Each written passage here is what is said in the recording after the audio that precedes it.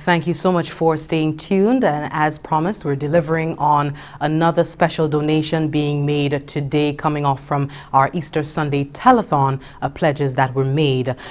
This morning we have another business entity, corporate citizen, making good on their pledge with a donation this morning. Buckeye St. Lucia, they are in studio and we are live from NTN, if you're just joining us, from the Information Command Center for this morning's donation. Buckeye St. Lucia will be making a donation in total between cash and equipment of $200,000, and that is 250 test kits at a value of $170,000 and $33,000 being donated in cash. Now, the test kits are being donated to the Operations Command Center, and accepting on behalf of the Command Center is the chairman, the Minister Honorable Dominic Fede, this morning, and accepting the test kits this morning will be accepted by the Operations Command Center Minister Dominic Fede, and the cash will be accepted by the Office of the Prime Minister Representative Mrs. Nancy Charles. I now hand over to Mr. Hubert Pamphil, the Operations Manager at Buckeye St. Lucia, and Ms. Glenda Davalos, the Director of Operations at Buckeye St. Lucia, to lead with their presentation. Good morning to you. Good morning. We're very happy to be here. We at Buckeye feel like we were part of the St. Lucia family, and we saw that the St. Lucia community was in need, and we saw the cry for help, and our corporate office offered to help out. So we went and made contacts with a few people and found a couple of very good foundations to donate to, and we are proud to be here and to donate. We actually, for those that don't know what we do, we actually bring in the oil and gas to the island, and we also bring in the cooking gas for Rubis and Seoul to distribute across the island and across other islands. So now I will introduce you to Hubert Pamphil, and he can make the donations. Good morning. Like Glenda said, we at Buckeye saw it fitting, especially in these times that we are with the COVID crisis, and it's all about helping people. And we have a check here for $62,500 US. This was for the purchase of kits. And I'd like to present this to Mr. Dominic Fede. Mr. Fede. Thank you very much. Thank you. Thank you very much, Mr. Hubert, and thank you very much, Glenda. I want to thank you on behalf of the government and people of St. Lucia. Of course, accepting this on behalf of the Minister for Health, Honorable Mary Isaac, who is on another health-related business and couldn't be here with us today. She's attending a photo shoot and other health-related matters at the Owen King EU Hospital. But suffice it to say that this will go a long way, particularly when one considers the importance of testing as we look at the COVID response and our fight. So far, we've tested over 1,000 individuals, and we've had 18 cases, and we're glad that all of those cases have recovered, save for one, I believe, positive case that we have at the moment. So we've really done well, and it is because of the corporate outpouring of support that we receive from organizations like yourself. And we just really want to thank you so much for this great generosity and show of corporate support and spirit. Of course, your company continues to be one that is very special to and dear to my heart. I have a lot of constituents who are employees of your organization, and they do speak very well of the corporate philosophy of your company. So it's something that I know intimately, and I know all of St. Lucia know intimately, because you do have employees across all of St. Lucia. We're moving towards the reopening of our economy. and we've reopened our borders, and we're looking to operationalize the opening of the tourism sector, and looking to move into a different stage of the COVID fight. But we're doing so responsibly, and we will need all hands on deck. We'll need corporate St. Lucia, we'll need the help of civil society and every single stakeholder so that we can move forward in the very best way in ensuring that St. Lucia is successful with COVID-19. So I think that this goes a long way in helping to build our capacity to be able to respond to this global pandemic, which have caused so many lives all across the world.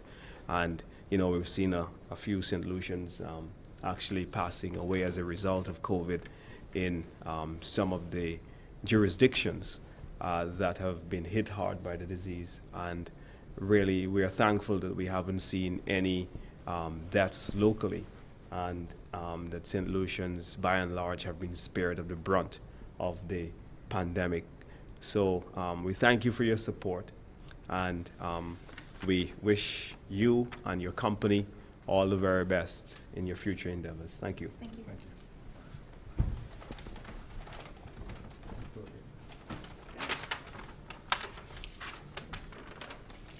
And let me say, you guys are very welcome. Buckeye will keep on trying our best to see what we can do in the time of need.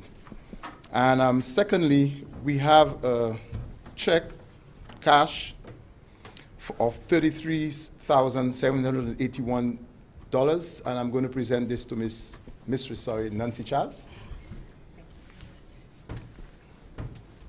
Thank you very much. Good morning once again to St. Lucia, and let me say thank you very much to the team of Buckeye St. Lucia, Glenda in particular. I'm very pleased that on behalf of the Office of the Prime Minister to receive that check today. As per our discussions, we had written to Buckeye asking for some financial assistance to assist the Office of the Prime Minister with our feeding program. As you would have been aware, we have thousands of families due to the COVID pandemic who has been displaced. Some persons are out of a job, and they still have the responsibilities, the families, to feed the children. In some cases, you have households where you have both the mother and the father who are out of a job. And so the government of St. Lucia, as part of our social stabilization program, we started our feeding program. The first phase of the feeding program was the provision of a hot cooked meal to families. We were very pleased with the feedback and the outcome of that, but subsequent to this, seeing the need on the ground, we decided to go into a second phase of the feeding program, where we now provide a food box that consists of locally grown produce. It has ground provisions, fruits and vegetables, and we also provide a protein, whether it be fish or chicken, to ensure that a family can be fed at least for the entire week. And so we are very grateful for this donation. It will go a long way towards ensuring that we can feed those needy families. I'm pleased to note that last week we donated, or we distributed throughout the island, 770 food packages. This week, from yesterday and by tomorrow, we will be distributing another 1,000 packages. And the intention of the program, with the support of corporate partners like yourself, is for us to increase to at least 1,500 boxes per week. And so we are very grateful. I would also like to call on other corporate partners who are out there listening to make a contribution and to come on board to help feed needy families in St. Lucia. So on behalf of the Office of the Prime Minister, thank you very much, and we wish Buckeye Terminals all the best. Thank you. Thank you. Wonderful. That has been another donation, another corporate entity making good on the pledge made during our Easter Sunday telethon. This morning, $200,000 being handed over in cash and equipment, 250 test kits valued at $170,000 being handed over to the Honorable Minister for Tourism, Information and Broadcasting, Culture and the Creative Industries, the Honorable Dominic Fede, sitting in and accepting as chairman of the Operations Command Center on behalf of the Minister for Health and Wellness, the Honorable Mary Isaac. and that will be going towards our PPEs, toward the effort for our frontliners, as well as the overall efforts of the Ministry of Health and Wellness. Also $33,000 coming from Buckeye as well, being donated in cash. That's to go towards the National Meals Program, and Mrs. Nancy Charles, representing the Office of the Prime Minister, accepting on behalf of that office. Thank you to Mr. Hubert Pamphil, Operations Manager, and Ms. Glenda Davalos, the Director of Operations at Buckeye St. Lucia, for your donation this morning. Thank you very much. We do hope you could stay tuned. We are due for a short break. When we come back, we have an update on the taxi protocols, and that word is coming out of the Ministry of Tourism. Stay tuned.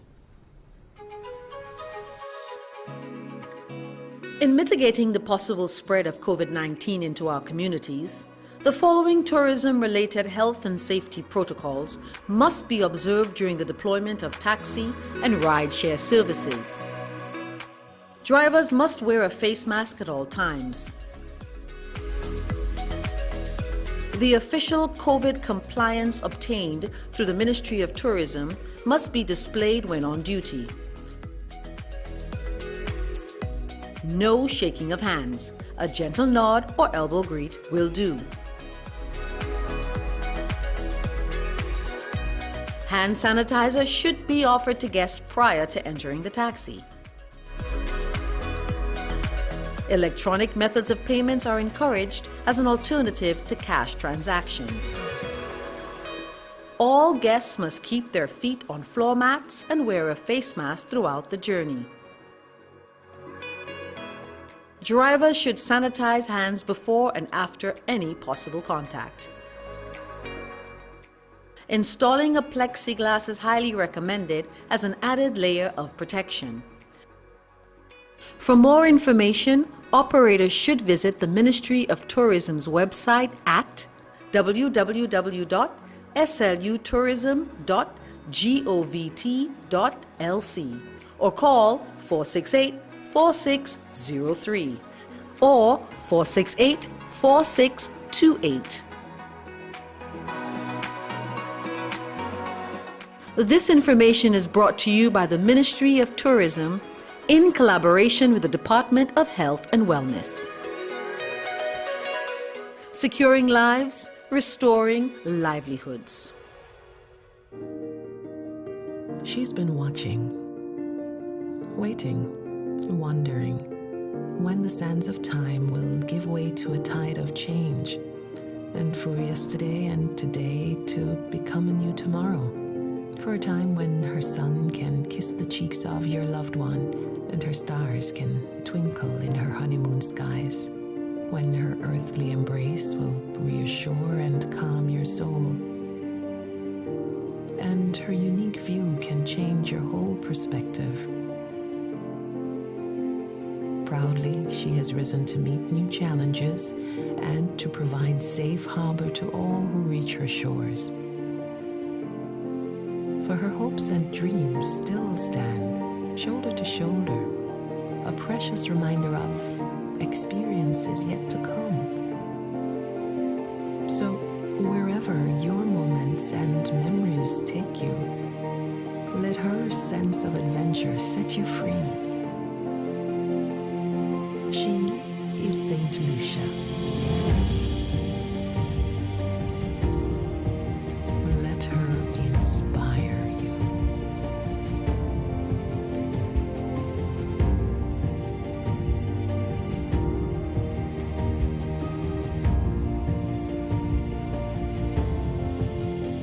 And in the latest news, the coronavirus, or COVID-19, continues to be a health emergency across the world.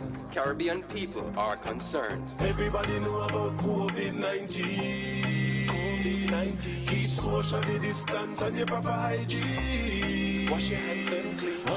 Don't discriminate cause it might be. It very well could be. Somebody will look like you or look like me. Listening, listening. We're in this together. We all got to work with each other. Look out for our friends and our neighbor. And if you feel sick, don't be afraid to call the doctor. Mass volunteers from across the Caribbean, working hard to fight discrimination. So if a person should feel ill, then they will contact the authorities without hesitation. The most vulnerable are the elderly, but the truth is it can infect anybody. So what we need is solidarity, everyone helping everyone like a family. So this is a message to the nation. Make sure you seek out the right information from official sources like the Ministry of Health, Red Cross and the World Health Organization. Everybody know about COVID-19. COVID-19. Keep socially distance and your proper hygiene. Wash your hands then clean. Don't discriminate cause it might be, it very well could be, somebody will look like you or look like me. Listening.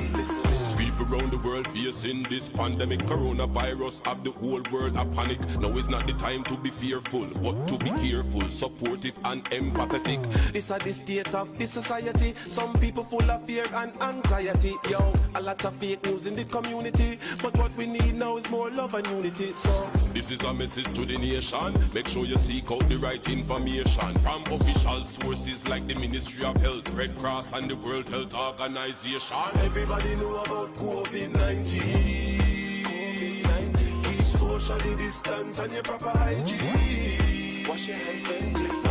Don't discriminate cause it might be, it very well could be, somebody will look like you or look like me. Listening. We're in this together. We all got to work with each other. Look out for our friends and our neighbor. And if you feel sick, don't be afraid to call the doctor.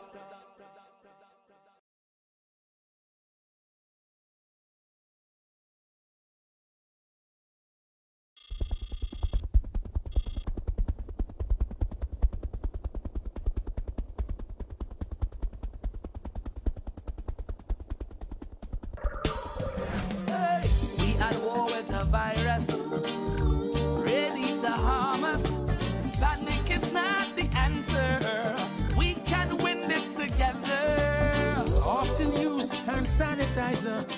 Better yet, use soap and water. We must protect each other if we are to beat this corona. Together let us win this war. Be a soldier for St. Lucia. Together let us win this war. Be a soldier, together we can beat this corona. So you don't become the next case. Avoid touching your face. I'm sure you've been told so. Handshakes and hugging are up. No. Advice is you the please.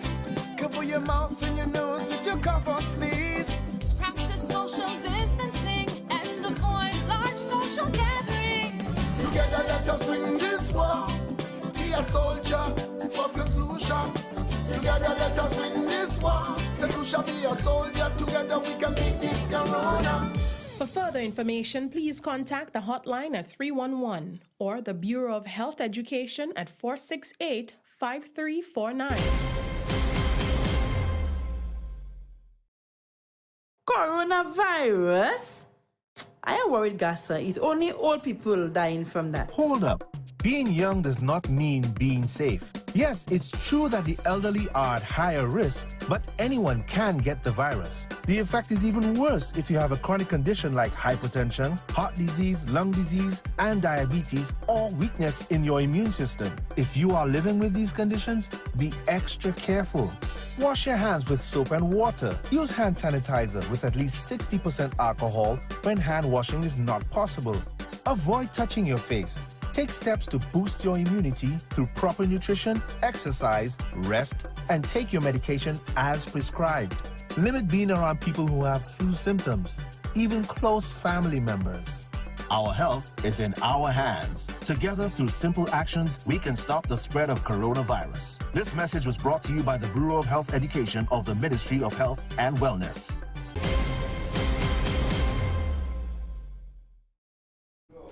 Thank you so much for staying tuned. Of course, if you're just joining us, we just wrapped up another donation, another corporate citizen making good on their pledge toward the Telethon for personal protective equipment for our frontliners and the National Meals Program. Buckeye St. Lucia donating $200,000, a combination of cash and equipment test kits for that effort. We continue this morning with an update, protocols for taxi drivers this morning, and we know that the taxi drivers have been concerned, a little critical at times with regard to the reopening of the tourism sector. And this morning we're here to allay the fears and concerns of taxi operators here on island with the rollout of the protocols for you, the taxi drivers, as well as an interview. We have the Honorable Minister for Tourism, Information and Broadcasting, Culture and the Creative Industries, Minister the Honorable Dominic Fede, as well as a taxi operator and member of the Taxi Task Force, Mr. Miller Charles. A pleasant good morning to you both. Good morning. Morning. Good morning. Good morning. I'll start with you, Mr. Minister. Can you just speak to us about the protocols that have been rolled out for taxi operators on island and what it's meant to do in this COVID-19 scenario?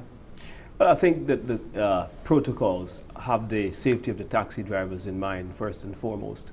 And what it looks at is that the fact that we're going to be having the tourists that are coming in. And one of the things that we have to bear in mind is that when the tourists are coming in, they're coming from largely epicenters of the disease now. The United States is going to be the market where we're going to start first.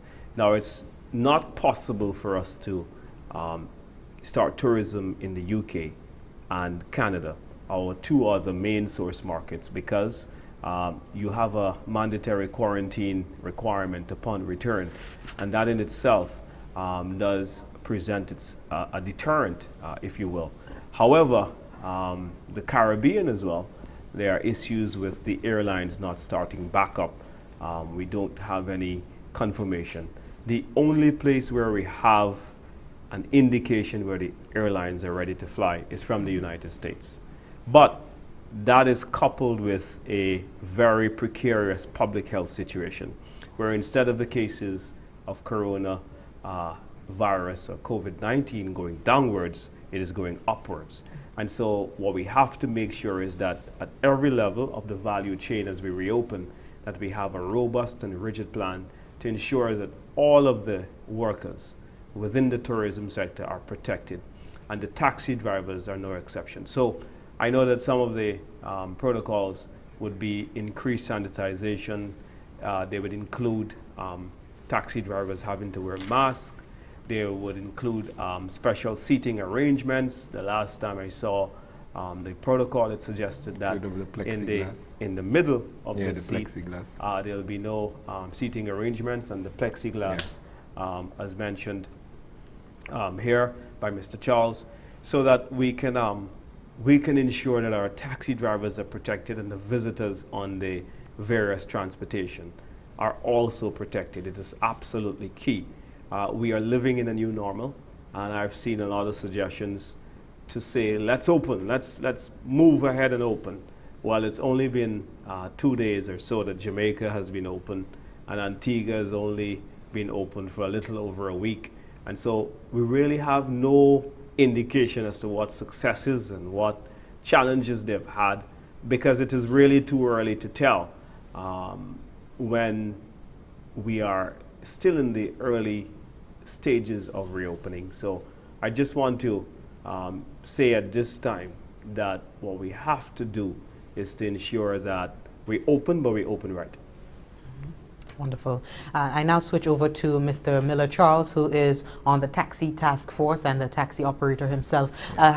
You've had a chance to peruse the protocols, looking at taxi drivers should regularly sanitize, the use of masks, electronic methods of payment recommended as an alternative for cash transactions, the plexiglass highly recommended as an added layer of protection. How do you feel about those protocols? I think that these protocols are very much needed, and I applaud the ministry and the minister for ensuring that these things will basically be adhered to, and the safety of our drivers are basically what they place most of their priority on.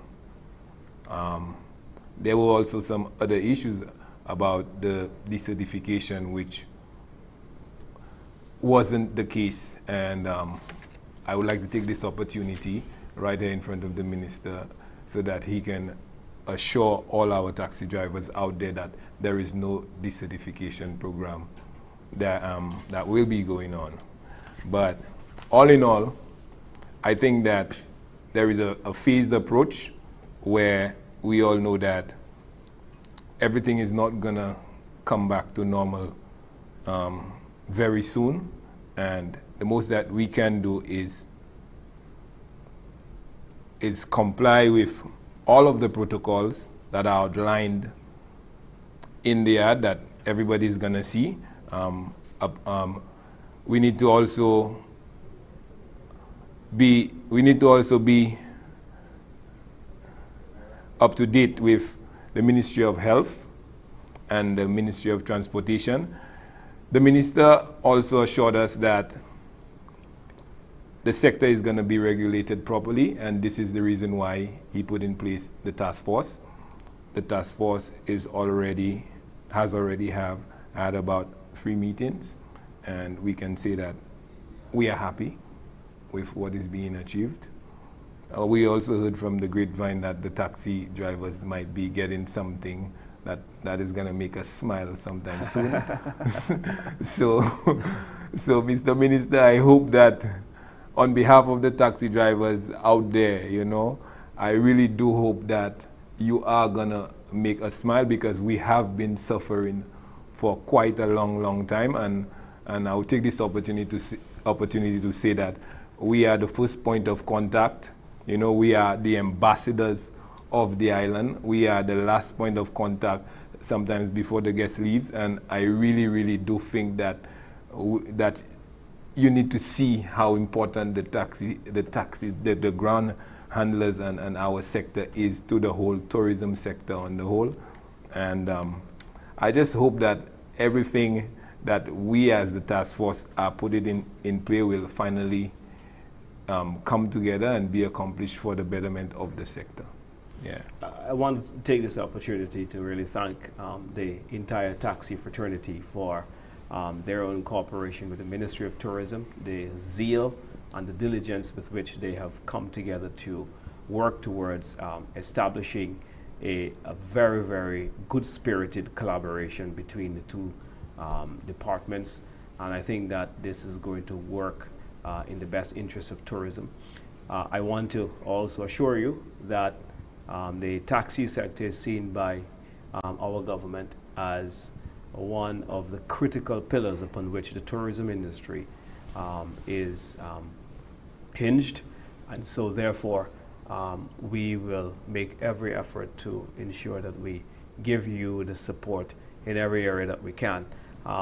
To attain these protocols, we want to assist as well in helping to meet some of the costs associated, because we know that it is very difficult for you to provide the PPE supplies. You are frontliners, yes, in many instances, just as the health workers are, and we are committed to helping the sector to get some of the supplies so that we can keep the taxi drivers and all the tourists that are traveling on their various forms of vehicles safe. So we are very excited and look forward to the reopening of tourism. So I'm very happy to hear about the PPEs, but there's some other things concerning the sector that well, I think a lot of the taxi drivers you would have to listen to the Prime Minister's, are looking forward to. The Prime Minister's budget speech on Thursday. He's expected to make a very exciting announcement as it pertains to the taxi drivers, and I'm sure it is one that will intrigue the entire sector. So I can hardly wait to hear it myself. But I've been hearing through the grapevine just as you are. And to hear it from you directly in terms going back to the taxi protocols at this time in this COVID-19 environment, how can the taxi operators obtain COVID-19 compliance at this time, Honorable Minister? It is working with the Ministry of Tourism and the Ministry of Health to ensure that they meet some of the standards required for their own safety. This has never been about making business difficult for anyone, but this is recognizing that COVID is a reality. COVID is a global pandemic. It is dangerous. And what we have to do is to make sure that we work with our drivers to make sure that we protect them from being contracted with the virus. And every effort has been made to give guidance and to lend support so that our taxi sector can reach those guidance. I want to thank Mr. Norbert Phillip, Mr. Phillip, who from Southern Taxi, who has been a champion of the industry and who's been a tireless voice for advancement of the industry. Whenever we have a meeting, he's never shy of letting me know exactly where he stands on the various issues. And it's really been very frank discussions with the sector, but very fruitful at the same time, which we can appreciate. Okay. I honestly can see some clarity, and I think that now, after this and the good news that is going through the grapevine, I really think it will later rest some concerns of the taxi drivers on our behalf. Okay. I'm pleased to hear that. What I would like to also do is encourage your sector to apply for the income support program. I know that a number of drivers have applied, but really it is to have you to apply. And then as well, I think that it gives you an opportunity to become registered with the NIC. If you wish to become registered, this is a choice that you have. But what we have seen over the years is that in the self-employed sector, which taxi drivers are part of, oftentimes you find individuals get to the age of retirement and they're not able to sustain their lives because there's no social security. So what we want to do is work together and to see how we can have a very sustainable system by which the taxi drivers can be a part of, and to really be part of the social security system. So I think that this is a great opportunity that we have, and we hope that as many of you will take the opportunity that is presented by the NIC to get registered. I think they will. Yeah, I think. I'd like to thank you, the Honorable Minister for Tourism, Information and Broadcasting, Culture and Creative Industries, Honorable Dominic Fede, and Taxi Task Force spokesperson, Mr. Miller Charles, for sitting in with us as we go over these protocols for taxi drivers in this COVID-19 environment. During the phased reopening of the tourism sector, the following health and safety procedures must be observed with the deployment of authorized taxi services. Taxi drivers must wear a mask at all times. The official COVID-19 compliance obtained and facilitated by the Ministry of Tourism must be displayed when on duty. No shaking of hands, a gentle nod or elbow greet will do, and hand sanitizer should be offered to the guests prior to entering the taxi. Installing a plexiglass is highly recommended as an added layer of protection. A taxi driver should regularly sanitize their hands. Electronic methods of payment are recommended as an alternative cash transaction. And also all guests must keep their feet on floor mats and wear a face mask throughout the journey. How do taxi operators obtain a COVID-19 compliance? The Ministry of Tourism is conducting ongoing training for all taxi operators, after which checks will be done to ensure taxi operators have the required PPEs, that is personal protective equipment. It is important for taxi drivers to undergo the training and follow the advice from the Ministry of Health. The COVID-19 compliance is required for all tourism operators. For more information on being COVID-19 ready, please visit the Ministry of Health or the Ministry of Tourism website or call 468-4603 or 468-4628 from Monday to Friday during the hours of 8 a.m. to 4:30 p.m. And the wonderful thing about it is that there is no registration fee. The process fee is free of charge. The process is free of charge. The ministry will work with taxi associations, the taxi union, and the taxi companies to ensure that everyone has a copy of the COVID-19 taxi protocol and undergoes training and gets registered as needed. That's all the time we have for now. We'd like to thank you so much for watching as we went over the taxi protocols for COVID-19. We do hope you enjoy the remainder of your day. Stay tuned to NTN for more programming, and also like our Facebook page, Government of St. Lucia. Also subscribe to our YouTube channel, Government of St. Lucia YouTube channel, and click the notification button so you'll always know when we have a new content coming from the Government of St. Lucia. Thank you so much for watching. Goodbye for now. In mitigating the possible spread of COVID-19 into our communities, the following tourism-related health and safety protocols must be observed during the deployment of taxi and ride-share services. Drivers must wear a face mask at all times. The official COVID compliance obtained through the Ministry of Tourism must be displayed when on duty. No shaking of hands. A gentle nod or elbow greet will do. Hand sanitizer should be offered to guests prior to entering the taxi. Electronic methods of payments are encouraged as an alternative to cash transactions. All guests must keep their feet on floor mats and wear a face mask throughout the journey.